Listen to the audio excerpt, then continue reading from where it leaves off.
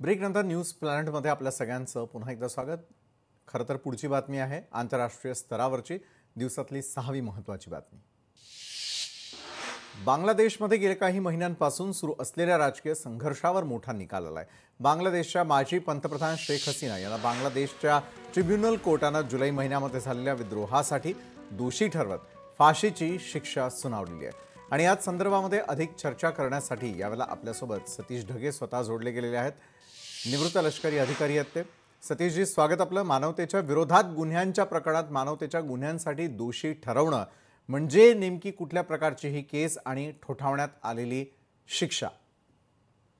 नक्कीच हा जो मुळात ही जी केस त्या ठिकाणी होती, तर या केसमध्ये प्रोसिक्युशननं असं त्या ठिकाणी सांगितलं होतं की जुलै 2024 मध्ये जो एक प्रकारचा उठाव झाला, स्टुडंट्स लेड अशा प्रकारचा विद्यार्थ्यांचा बांगलादेशमध्ये हा उठाव होता आणि त्याच्यानंतर आपल्याला माहिती आहे की ऑगस्ट 2024 मध्ये शेख हसीना यांना पाय उतारावं लागलं। तर या आंदोलनाचे जे कार्यकर्ते होते त्या कार्यकर्त्यांविरुद्ध मानवतेच्या विरोधात अशा प्रकारची कारवाई शेख हसीना यांनी केली। त्यांच्या आदेशामुळेच त्या ठिकाणी जे आहे ते ड्रोनचा वापर करण्यात आला। त्याचबरोबर या कार्यकर्त्यांना एक प्रकारे म्हणजे त्यांनी जे आहे सिक्युरिटी फोर्सेसला आदेश दिले की त्यांनी गोळीबार त्या ठिकाणी करावा, दिसता क्षणीच त्या ठिकाणी गोळीबार करावा। एवढंच नाही तर त्यांना मेडिकल इव्हॅक्युएशन सुद्धा त्या ठिकाणी करू नये आणि ड्रोनचा वापर करून त्यांना शोधून टार्गेट करण्याचा प्रयत्न केला। एकूणच नरसंहार त्यांनी केला अशा प्रकारचा जो आहे आरोप त्यांच्यावर लावण्यात त्या ठिकाणी आला होता। त्याचबरोबर काही कार्यकर्त्यांच्या मर्डर म्हणजेच खुनाचा आरोप सुद्धा त्यांच्यावर त्या ठिकाणी होता। मुळात हे आरोप जरी त्या ठिकाणी लावले तरी मागच्या 1.5 वर्षात जर आपण त्या ठिकाणी पाहिलं असेल तर स्पष्टपणे आपल्याला त्या ठिकाणी दिसतं की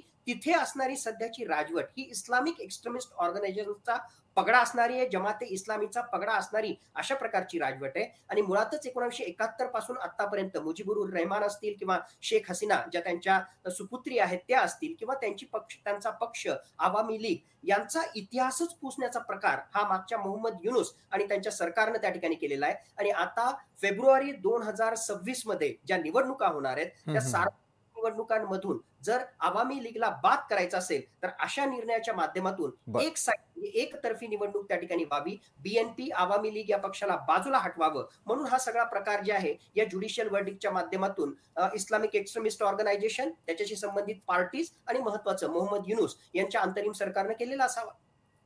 नक्कीच धन्यवाद। तुम्ही हे संपूर्ण प्रकरण अगदी सखोल शब्दांमध्ये समजावून सांगितलं त्यासाठी।